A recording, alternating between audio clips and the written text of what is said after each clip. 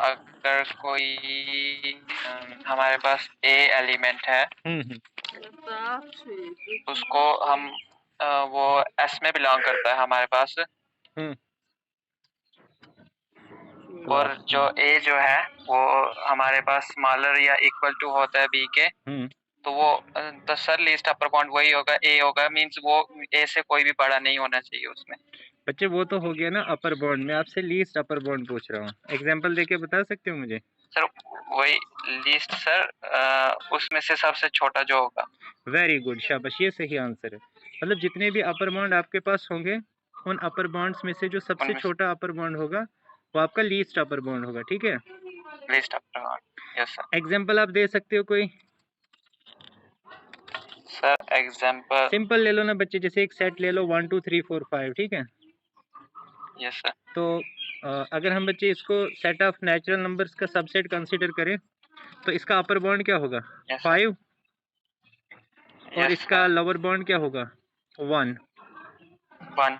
लेकिन बच्चे सिर्फ 5 ही इसका अपर बाउंड नहीं होगा, 6 भी इसका अपर बाउंड होगा, 7 भी इसका अपर बाउंड होगा, 8 भी इसका अपर बाउंड होगा, क्योंकि ये जितने भी एलिमेंट्स में ले रहा हूँ बाकी एलिमेंट्स सबके सब उससे छोटे हैं, नेचुरल, ठीक है ना? Yes sir. लेकिन I am interested in yes sir. सबसे छोटा upper bound, I am interested in सबसे छोटा Yes, upper sir. Bound which we call as छोटा लीस्ट अपर बाउंड। तो वो कौन सा होगा? वो 5 होगा लीस्ट आपका। Upper bound. So least upper bound आपका क्या हो Yes, sir. जाएगा? 5 हो जाएगा। So that is going to be your supremum. 5. Similarly, if you talk about the Yes, sir. greatest lower bound, then not only one is the lower bound, I think only one is the lower bound. 2. If we talk about natural Yes, numbers, sir. suppose if I consider it to be the subset of integers, then in that case 0 भी इसका क्या हो जाएगा? 0 भी इसका lower bound हो जाएगा। Sir वो भी -1 भी हो जाएगा, Yes, -2 sir. भी हो Great. जाएगा, -3 भी हो जाएगा। So all these guys will also be what? They will be lower bound. लेकिन lower bound में सबसे बड़ा कौन सा होगा? Which will Lower be the bound. greatest of all? That is 1. 1. So that will be the greatest lower Yes, bound, sir. या जिसको हम क्या कहते हैं? इनफिमम कहते हैं। यही है बच्चे ग्रेटेस्ट लोअर बाउंड और लीस्ट अपर बाउंड। इसको मैं यहाँ पे लिखता हूँ, कैसे इसको हम मतलब इसको समझेंगे। देखो अगर आपके पास मान लो ए आपका क्या है? लीस्ट अपर बाउंड, तो इसका मतलब क्या है? अगर बी कोई भी अपर बाउंड हो, बी अगर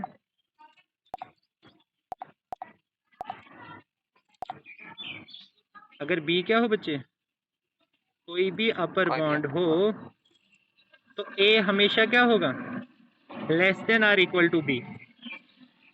जो लीस्ट अपर बाउंड होता है वो अपर बाउंड्स में से सबसे छोटा होता है।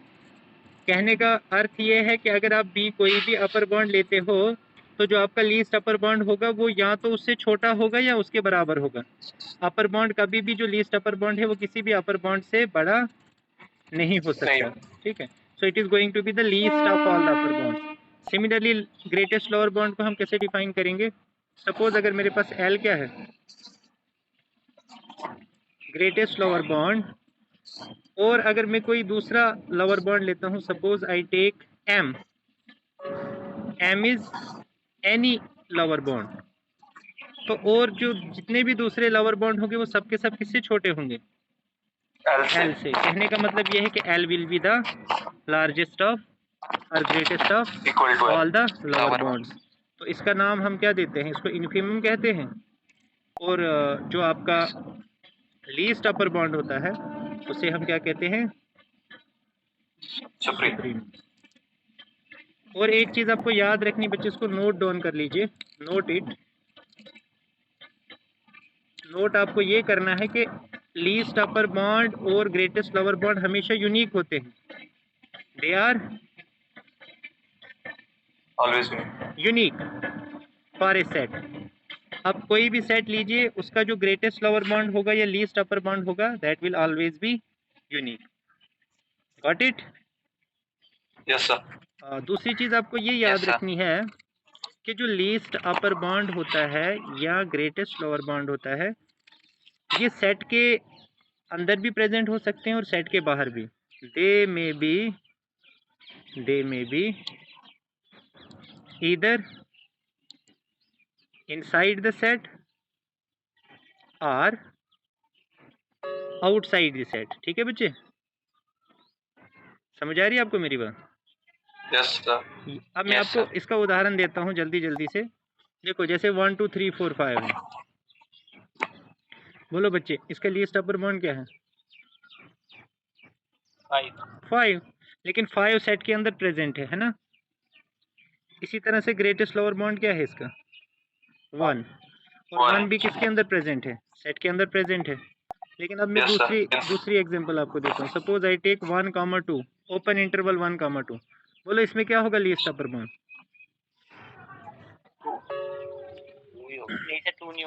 2 होगा ना बच्चे? 2। But 2 is not the element of set, है ना? और 1 जो है this is your greatest lower bound. लेकिन क्या ये एलिमेंट ऑफ सेट है? नहीं। तो पता क्या चला हमें कि जो लीस्ट अपर बाउंड और ग्रेटेस्ट लोअर बाउंड होते हैं ये सेट के एलिमेंट हो भी सकते हैं और नहीं भी हो सकते हैं। सो ज़रूरी नहीं है कि जो लीस्ट अपर बाउंड और ग्रेटेस्ट लोअर बाउंड है वो सेट के एलिमेंट ही हो। लेकिन एक चीज़ का आपको ध्यान रखना है बच्चे कि जो मैक्सिमम और मिनिमम एलिमेंट होते हैं ये अभी जो हमने पढ़े थे क्या, ग्रेटेस्ट एंड शाबाश, वो हमेशा सेट के एलिमेंट होते हैं। वो किसके एलिमेंट होते हैं?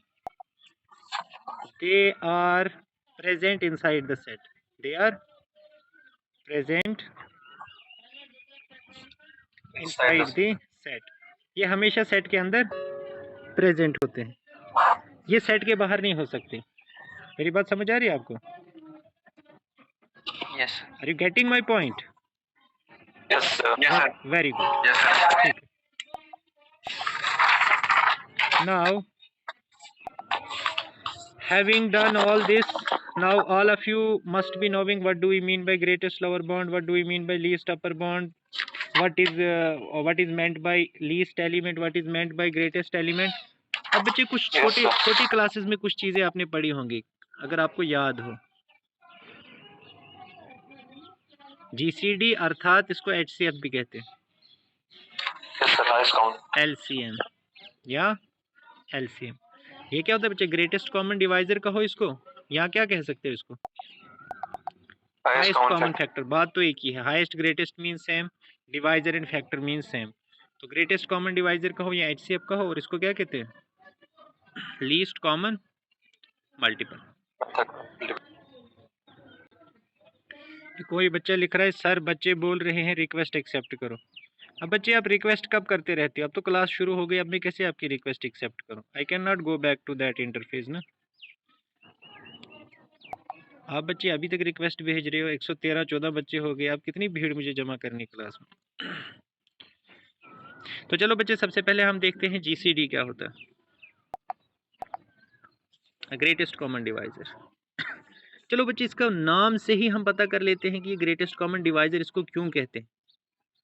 मैं आपको सपोज मैं 2 नंबर लेता हूँ, एक में 2 लेता हूँ और एक 4, आपको समझने के लिए हमने करना क्या है बच्चे? सबसे पहले हमने इन दोनों के कॉमन डिवाइजर्स फाइंड करने हैं। क्या फाइंड करने हैं? Common divisor. और फिर कॉमन डिवाइजर्स में से हमने देखना है सबसे बड़ा जो कॉमन डिवाइजर्स का हमें सेट मिलेगा उसमें सबसे बड़ा कॉमन डिवाइजर कौन सा है, वही क्या बनेगा? Greatest common divisor. बोलो बच्चे 2 के डिवाइजर्स क्या होंगे? 1 and 2। शाबाश। 4 के क्या होंगे? 1 2 4। 1 2 4। अब इनके कॉमन डिवाइजर्स कौन से हैं? 1 2 1। और इन 1 और 2 में से सबसे बड़ा कौन सा है? 2। तो इसलिए इन दोनों का कॉमन ग्रेटेस्ट कॉमन डिवाइजर क्या होगा? 2 होगा। ठीक है, ये तो है बच्चे इसका अर्थ, क्यों इसको ग्रेटेस्ट कॉमन डिवाइजर कहते हैं। चलो कोई दूसरे नंबर ले लो, एक 20 ले लो, एक 16 ले लो। सपोज एक 20 ले लो, एक 8 ले लो। Let me take 4। बोलो बच्चे इनके डिवाइजर्स पहले कौन कौन से? 20 के कौन कौन से? 1 2 4 5 10 20। और 4 के 1 2 4। 1 2 4। कॉमन कौन कौन से आ गए? 1 2 4। और इनमें सबसे बड़ा कौन सा है? तो इसलिए इनका जो ग्रेटेस्ट कॉमन डिवाइजर होगा वो क्या होगा? 4। चलो अब लीस्ट कॉमन मल्टीपल भी देख लेते हैं फिलहाल। लीस्ट कॉमन मल्टीपल, लीस्ट का मतलब हो गया बच्चे सबसे छोटा, और कॉमन मल्टीपल का मतलब हो गया जो कॉमन मल्टीपल्स हो गए उन दोनों के, उनमें जो सबसे छोटा होगा उसको क्या कहते हैं? Least common multiple. चलो एग्जांपल देखते हैं, जैसे 2 और 4 देखते हैं। 2 के मल्टीपल क्या होंगे? 2 के टेबल में पढ़ो ना, 2 4 6 ब्ला ब्ला ब्ला जो भी है, ठीक है। 4 के क्या है? 4 8 12 ब्ला ब्ला ब्ला। अब बोलो बच्चे इनके मल्टीपल्स, कॉमन मल्टीपल्स कौन कौन से? 4 8 जो भी हैं, लेकिन सबसे छोटा हम किस में इंटरेस्टेड हैं? 4। सबसे छोटे में। जो ही हमें सबसे छोटा मिल जाएगा आगे हमें जाने की जरूरत नहीं है। तो इनके कॉमन मल्टीपल्स जो भी हो, लेकिन सबसे छोटा कॉमन मल्टीपल कौन सा इनमें? 4। इसका मतलब least common multiple of 2 and 4 क्या होगा? 4। That is 4। चलो थोड़े बड़े नंबर ले लो, सपोज आई टेक 12 एंड 18। तो बोलो बच्चे 12 के क्या होंगे मल्टीपल्स? 12 24 36 48 ब्ला ब्ला ब्ला जो भी है। 18 के क्या? कॉमन आंसर है 18 36 देन 54 72 ब्ला ब्ला ब्ला जो भी। तो कौन सा है सबसे छोटा? 36 is the common multiple and is the least of all the common multiples. So इसलिए 12 और 18 का जो LCM होगा वो क्या होगा? 36। फाइन। अब इसका तरीका आपको पता है बच्चे, कैसे करते हैं, छोटी क्लासेस में करते आए हो आप। जैसे 12 और 18 का आपको LCM निकालना होता था, ऐसे करते थे कुछ। 2 6 are 12, छोटे से शुरू करते थे 2 के टेबल से, और 2 9 are 18। फिर 3 के 2 से तो नहीं होगा कोई भी, अब 3 से जाओ, 3 2 are 6, 3 3 are 9। अब फिर से देखो छोटे टेबल से शुरू करना है, अगर एक भी डिवाइड हो रहा है एक भी करो, 2 हो रहा है ना, 2 1 are 2, 3 को एज सच रखो। अब ये सिर्फ 3 से होगा, 1 को एज सच रखो, 3 1 are 3। जब यहाँ पे 1 1 आ जाता है उसके बाद ये आप सबको क्या करो, इनको मल्टीप्लाई। तो करो बच्चे, इनको मल्टीप्लाई क्या आएगा? 2 3 are 6, 6 2 are 12, 12 3 are 36। तो ये एलसीएम निकालने का तरीका था आपके पास, ठीक है। एक दूसरा तरीका भी होता है एलसीएम निकालने का। क्या होता है वो? आपने क्या करना है बच्चे, 12 जो सबसे अच्छा तरीका है ना, जिससे आपके मैक्सिमम क्वेश्चन सॉल्व हो जाएंगे, वो वाला देख लो। 12 और 36 की क्या लिखो? प्राइम फैक्टराइजेशन लिखो। इसको प्राइम्स में तोड़ दो, इसको कैसे आएगा? आएगा 2 इंटू 3 की पावर 1। इसको ऐसे लिखो, पावर्स ऑफ प्राइम्स में, ठीक है। और अब 36 को भी ऐसे लिखो, 2 raise to power 2, 3 raise to power 2, यही आएगा। Okay yes sir. अब देखो HCF कैसे निकालना होता है आपको बच्चे। HCF आपने सबसे पहले कॉमन फैक्टर्स को, कॉमन प्राइम फैक्टर्स को आपने देखना है। सबसे पहले कॉमन प्राइम फैक्टर्स देखो, कौन से हैं कॉमन प्राइम फैक्टर्स? 2 और 3 दोनों हैं, ठीक है ना। इसमें कॉमन प्राइम फैक्टर्स कौन से हैं? कौन से हैं कॉमन प्राइम फैक्टर्स? 2 और 3। अब HCF होता क्या है बच्चे, वो जो कॉमन प्राइम फैक्टर्स है ना उनकी स्मॉलेस्ट पावर ढूंढो। तो 2 की स्मॉलेस्ट पावर कौन सी है? 2 ही है, क्योंकि दोनों में 2 ही है। इनटू 3 की देखो, 3 की स्मॉलेस्ट पावर ढूंढो, कौन सी है? 1। तो मल्टीप्लाई करो। आपने सबसे पहले क्या करना है बच्चे, सबसे पहले कॉमन प्राइम फैक्टर्स ढूंढने हैं, हैविंग फाउंड दोज, उसके बाद आपने उनकी स्मॉलेस्ट पावर लगा देनी है उनके ऊपर और उनको मल्टीप्लाई कर देना है। वो आपको क्या देगा? क्या देगा आपको? HCF। तो क्या होगा HCF इसका? 4 3 जार 12 ही होगा इसका HCF। क्या होगा बच्चे? 12। अब LCM कैसे फाइंड करना होता है बच्चे? LCM में आप कॉमन फैक्टर नहीं देखते हो, LCM में आप देखते हो जितने भी फैक्टर है सब ले लो। LCM में क्या देखते हो? जितने भी प्राइम फैक्टर दोनों में है ना उन सबको इकट्ठे कर लो। अब कितने प्राइम फैक्टर हैं दोनों में? या तो 2 है या 3 है, कर दो उनको मल्टीप्लाई। जितने भी प्राइम फैक्टर्स हैं उनको क्या कर दो? मल्टीप्लाई। अब आपने क्या करना है, अब इनकी लार्जेस्ट पावर ढूंढनी है। 2 की लार्जेस्ट पावर क्या है? 2 और 3 की लार्जेस्ट पावर क्या है? 1 2 2। तो कितना आ जाएगा बच्चे? 4 इंटू कितना हो गया एलसीएम? 36। समझ आ गया बच्चे कैसे करना है? थोड़े बड़े बड़े नंबर लेते हैं, जैसे एक में 100 लेता हूँ, दूसरा में सपोज 525 लेता हूँ। ये 2 नंबर ले लो। हमने सपोज इनका एलसीएम फाइंड करना है। तो अगर आप यूजुअल मेथड से करोगे, जैसे हम वो टेबल में देख रहे थे, तो फिर कहाँ आप 100 का टेबल पढ़ोगे और 525 का टेबल पढ़ोगे? आपकी तो हालत ख़राब हो जाएगी ना फिर। या इसके फैक्टर ढूंढने शुरू हो जाओगे, इसके फैक्टर ढूंढने शुरू हो जाओगे, तब भी हालत ख़राब हो जाएगी आपकी। तो इसलिए हम प्राइम फैक्टराइजेशन करेंगे। बोलो 100 की प्राइम फैक्टराइजेशन। कौन बोलेगा मुझे 100 की prime factorisation? 2 square multiply 5 square. पक्का? सही है। 25 चौके 100। ठीक। 525 5 की पावर नहीं। बोलो बोलो बोलो बच्चे।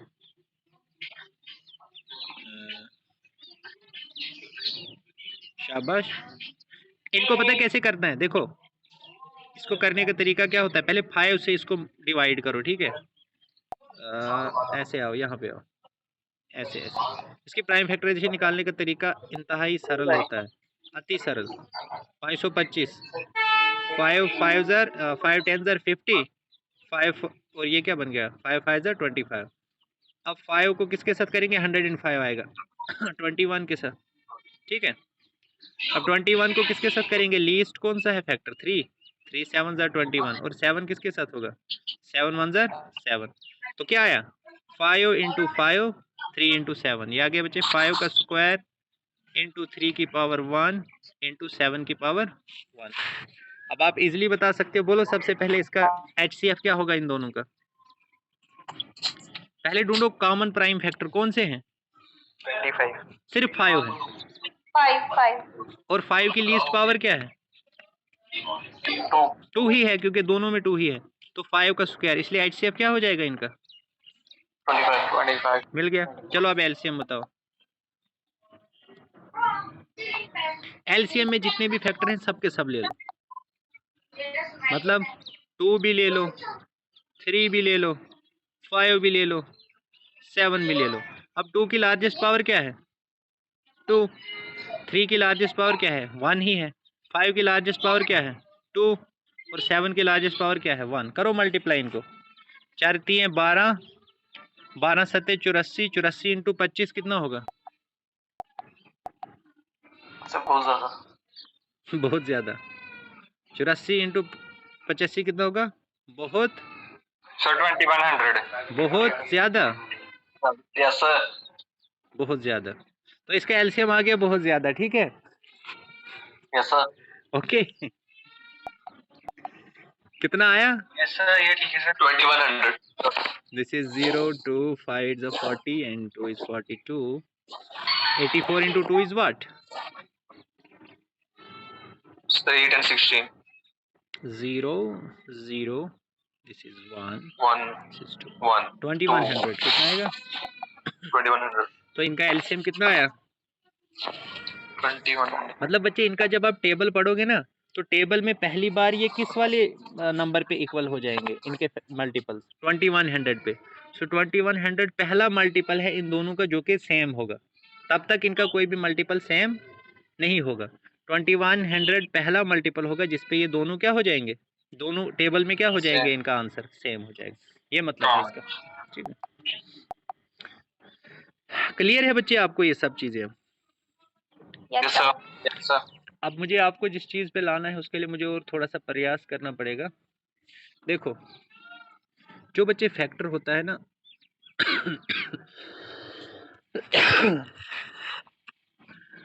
देखो, मैंने कहा greatest common divisor.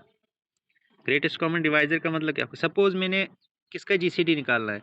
Suppose GCD of ए और बी क्या लेता हूँ मैं? सपोज डी लेता हूँ मैं। क्या लेता हूँ बच्चे? डी। गौर से देखना। GCD ऑफ ए और बी क्या ले रहा हूँ? डी। इसका मतलब क्या होता है? डी किसको डिवाइड कर रहा है? ए को भी, बी को भी, और डी किसको डिवाइड कर रहा है? बी को भी। ये तो हो गया एक मतलब इसका। दूसरा मतलब, क्योंकि ये ग्रेटेस्ट है तो इसका मतलब ये हो गया बच्चे कि अगर कोई और नंबर भी ए और बी को दोनों को डिवाइड करता है तो वो हमेशा किससे छोटा होना चाहिए? डी से। तो इसको अब फर्दर क्या लिखेंगे? एक तो डी ए को भी डिवाइड करना चाहिए, बी को भी डिवाइड करना चाहिए। फर्दर क्या कहेंगे हम? इफ एंड सुनो एंड इफ अगर कोई और मतलब ई को ही डिवाइड करता है ए को भी, और ई किसको डिवाइड करता है? बी को भी। मतलब अगर इसके अलावा भी कोई दूसरा कॉमन डिवाइजर है तो वो हमेशा क्या होगा? या तो डी से छोटा होगा या डी के क्या होगा? बराबर होगा। बराबर। इसका मतलब दूसरे लफ्जों में जब भी कोई चीज छोटी होती है तो वो बड़ी चीज को डिवाइड करती है ना। Yes sir. अगर वो बराबर होगी तब भी डिवाइड करेगी, अगर छोटी होगी तब भी डिवाइड करेगी। अब आपने ये नहीं सोचना है कि वो कंप्लीटली डिवाइड करेगी या नहीं, हमें सिर्फ मतलब है डिवाइड करने से। जब भी कोई छोटी चीज होती है वो बड़ी चीज को क्या करती है? डिवाइड करती है। चाहे हमारा क्वोशिएंट उसमें क्या आ जाए? फ्रैक्शन में ही आ जाए, हमें उससे अभी मतलब नहीं है। तो E is less than equal to D का मतलब this implies E divides D. E divides D. समझ आ रही मेरी बात? क्यों ई डी को डिवाइड करेगा? क्योंकि ई यहाँ तो डी से क्या है? छोटा है, या डी के क्या है? बराबर। अब देखो बच्चे क्या डेफिनेशन बनी इसकी। जीसीडी ऑफ ए और बी क्या होगा? डी होगा। अगर डी ए को भी डिवाइड करे और बी को भी डिवाइड करे, और यदि कोई ई भी ए और बी को डिवाइड करता है तो वो ई किसको डिवाइड करना चाहिए? डी को, क्योंकि ई क्या है? Less than equal to D. ये किसकी डेफिनेशन बन गई? जीसीडी। तो जीसीडी में एक बार फिर से लिखता हूँ बच्चे, GCD of A and B is equal to D if what happens if D divides A and D divides B and if there is E such that, कोई भी हो सकता है ये E, such that जो A को भी divide करता हो और B को भी डिवाइड करता हो, तो उस E को किसको डिवाइड करना पड़ेगा? D को। वो इसलिए करना पड़ेगा क्योंकि उस E को क्या होना है? या तो D से छोटा होना है या D के क्या हो सकता है? ज़्यादा से ज़्यादा बराबर हो सकता है। बराबर। तो ये बच्चे डेफिनेशन है किसकी? ये जो पूरी स्टेटमेंट मैंने लिखी है, this is the definition of GCD. अब मुझे बताओ बच्चे एलसीएम की डेफिनेशन कैसे लिखेंगे? सपोज एलसीएम ऑफ ए और बी क्या है? एम। बच्चे जो मल्टीपल होता है ना, अब ए का मल्टीपल अगर एम है, इसका मतलब एम किसके टेबल में लाई कर रहा है? इसका मतलब ए किसको डिवाइड करेगा? एम को। और क्योंकि ये बी के टेबल में भी लाई कर रहा है, इसका मतलब बी भी किसको डिवाइड करेगा? एम को। And if there exist some N, अगर कोई हमें क्या मिले, इसको देयर एग्जिस्ट पढ़ते हैं उल्टे ई को। इफ देयर एग्जिस्ट एन, अगर एन नहीं कुछ और ले लो, suppose if there exist some, suppose s, if there exist some s such that a किसको डिवाइड करता है? एस को, और बी भी किसको डिवाइड करता है? एस को। इसका मतलब एस भी क्या हो गया? कॉमन मल्टीपल हो गया ना? Yes sir. लेकिन बच्चे मैंने आपको क्या कहा कि ये जो m है ये लीस्ट कॉमन मल्टीपल है। ये क्या है? Least common multiple. तो अगर कोई दूसरा कॉमन मल्टीपल भी आता है तो वो क्या होना चाहिए हमेशा? सॉरी, ये m क्या, हाँ वो बड़ा होना चाहिए। m क्या होना चाहिए हमेशा? Less than equal to s। इसका मतलब यहाँ पे उल्टा हो जाएगी कहानी। m divides s। समझ आ रही मेरी बात? Yes sir. तो हम कहेंगे कि m is GCD LCM of A and B if what happens if A divides M and B divides M, and if there is any S such that A divides S and B divides S, then in that case M should be less than equal to S, अर्थात M divides S। ठीक है? Yes sir. चलो बच्चे, अब ये सारी कहानी मैं आपको क्यों सुना रहा था? क्योंकि एक क्वेश्चन हमें करना है। देखो, हमें प्रूव क्या करना है कि अगर हमारे पास P क्या हो, पोसेट, अगर P क्या हो मेरे पास? पोसेट हो, जिसमें ये किस तरह से डिफाइन है ये poset? A is less than equal to B if and only if A divides B। Poset कैसे डिफाइन है बच्चे? A is less than equal to B if and only if A divides B। तो मुझे prove क्या करना है? मुझे prove ये करना है कि लीस्ट अपर बॉन्ड ऑफ किसका, A और B का जो लीस्ट अपर बॉन्ड है वो किसके इक्वल होगा? LCM of A and B किसके इक्वल होगा? LCM of A। लेकिन बच्चे उसी केस में होगा जब आपके पास P पोसेट होगा और A less than equal to B किस तरह से डिफाइन होगा? A divides B। तो इस केस में हम कहेंगे कि least upper bound of A and B will be same as. देखो बड़ा मजेदार है, इसको देखेंगे हम कैसे प्रूव करेंगे। सबसे पहले हम मान के चलते हैं लेट में मान लेता हूं कि least upper bound of A और C क्या है? सॉरी, A और B क्या है लीस्ट अपर बॉन्ड? C। मैं मान लेता हूं कि A और B का लीस्ट अपर बॉन्ड क्या है? C। इसका मतलब क्या होगा बच्चे अंडर दिस रिलेशन? इसका मतलब A is less than equal to C। Yes sir. और B भी क्या है? लेस देन और इक्वल टू C। क्यों बच्चे? क्योंकि अगर ये लीस्ट अपर बॉन्ड है तो लीस्ट अपर बॉन्ड होने के नाते ये अपर बॉन्ड भी तो होगा ना। और अगर ये अपर बॉन्ड होगा तो जितने भी सेट के अंदर एलिमेंट्स होंगे वो सब के सब यहाँ तो इसके बराबर होंगे या इससे क्या होंगे? छोटे होंगे। ठीक है, तो अब बताओ अगर A less than equal to C है तो ये इसकी डेफिनेशन के हिसाब से A किसको डिवाइड करेगा? C को। और B less than equal to C है, इसका मतलब क्या? चलो पहले मैं इसकी डेफिनेशन पूरी लिखता हूँ, अभी मैंने डेफिनेशन पूरी नहीं लिखी। Least upper bound of A और B की डेफिनेशन क्या होती है कि A is less than equal to C and B is less than equal to C। और यदि कोई दूसरा भी ऐसा हो एंड इफ A क्या हो जाए? Less than equal to D और B भी क्या हो जाए? Less than equal to D। मतलब कोई दूसरा अपर बॉन्ड भी अगर मैदान में आ जाए तो उस केस में C क्या होगा?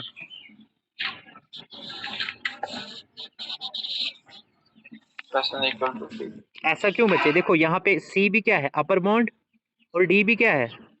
अपर बॉन्ड है ना, दोनों अपर बॉन्ड। Yes sir. किसके अपर बॉन्ड है? दोनों इस सेट के।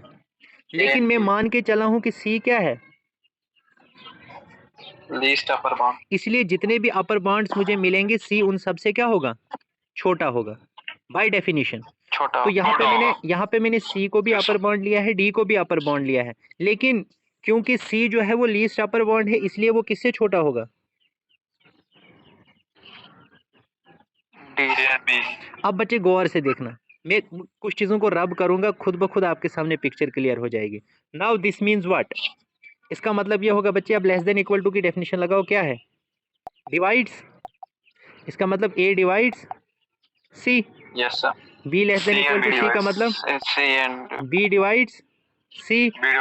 And if A divides D and B divides yes sir D, then C divides D। ये किसकी डेफिनेशन है? जरा करो यार।